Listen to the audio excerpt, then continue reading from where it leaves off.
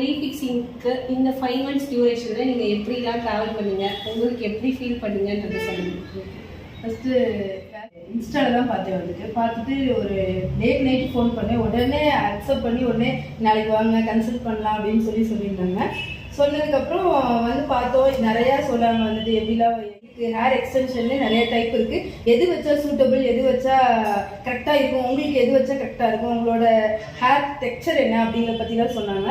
சொல்லிட்டு ஓகே எனக்கு இந்த மாதிரி மினி டிப் ஓகே அப்படின்னு சொல்லிட்டு போயிருந்தேன். அப்புறம் 2 days ஒரு மாதிரி கொஞ்சம் இதாக இருக்குது. அதுக்கப்புறம் எப்போதும் போல நார்மலாக அவங்க ஹேர் எக்ஸ்டென்ஷன் பண்ணும்போதே சொல்லியிருந்தாங்க, இந்த மாதிரிலாம் ஃபாலோ பண்ணுங்கள், அடிக்கடி சிக்கு எடுத்து விடுங்க, ஹேர் வாஷ் பண்ணும்போது இந்த ஷாம்பு போடுங்க எப்படி.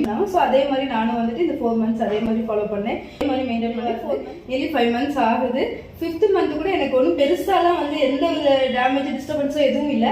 நான் தான் ஒரு வேளை வந்துட்டு ஏதோ சிக்காயிடுச்சுன்னா என்ன பண்ணுறது அப்படிங்கிறதுக்காக உடனே அப்பாயின்மெண்ட் கேட்டு வந்துட்டு வரும்போது ஃபர்ஸ்ட் டைமை விட அப்போ கூட வந்து வாஷில் முடிச்சாச்சு. ரொம்ப கேர் எடுத்து மசாஜ்லாம் பண்ணி மறுபடியும் வந்து இப்போ வந்து ஒரு நெறி நான் ஒரு 11 o'clock அப்பாயின்மெண்ட் வாங்கியிருந்தேன். 6 ஆக போகுது. இவ்வளோ நேரம் ஆயிடுச்சு அதை பண்ணி முடிக்கிறதுக்கு.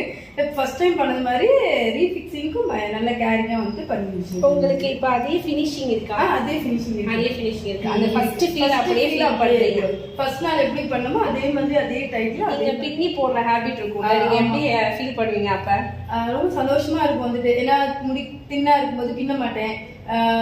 சும்மா ஒரு கிளிப்பு போட்டுட்டு பூ நிறைய வைக்கணும்னு எனக்கு ரொம்ப ஆசை. ஆனால் முடி தின்னா இருக்கிறதுனால அதுவும் வைக்க முடியாது. இப்போ அழகா பின்னி போட்டு நிறைய பூ வந்துச்சு. அதெல்லாம் ரொம்ப சந்தோஷமா பண்றேன் வந்துட்டு. கண்டிப்பா கண்டிப்பா. Thank you so much ma'am. ரொம்ப தேங்க்ஸ். Thank you so much.